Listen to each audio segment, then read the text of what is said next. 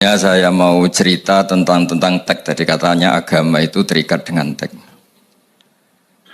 Saya ini sering cerita, sering mendorong supaya umat Islam ini apal surat Tabarok. Nanti buat tameng menghadapi mungkar nangkir.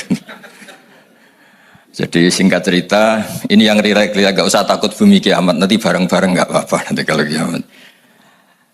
Singkat cerita itu ada orang itu harusnya disiksa. Terus kata orang itu, di hati saya ada surat Tabarok.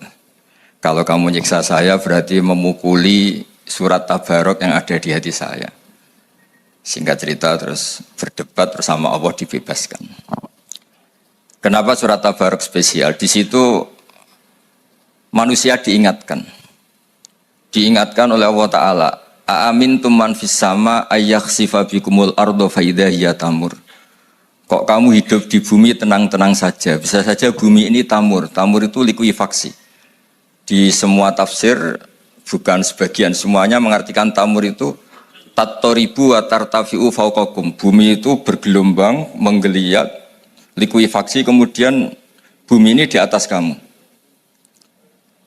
Terus potensi lagi kata Allah, apa juga kamu merasa baik-baik saja ketika Allah memutuskan ayursila alaikum hasiba, benda-benda langit jatuh ke bumi.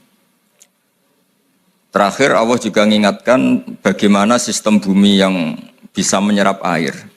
Harusnya bumi itu enggak ada air karena bumi itu khasnya itu menyerap air. Qul ara'aitum in asbaha ma'ukum ghauran famay ya'tikum bima imma'in. Bagaimana kalau bumi ini tahu-tahu menghisap semua air kemudian kita tidak menemukan air. Kamu bisa apa kata Allah? Siapa yang bisa mendatangkan air? Lalu dengan peringatan Allah seperti ini orang disuruh hati-hati cara ngelola bumi ini.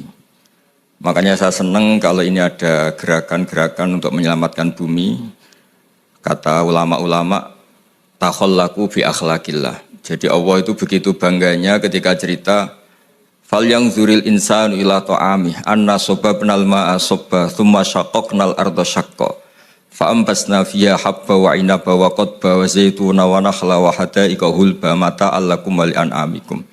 Kata apa? Lihat prestasi saya, kata apa?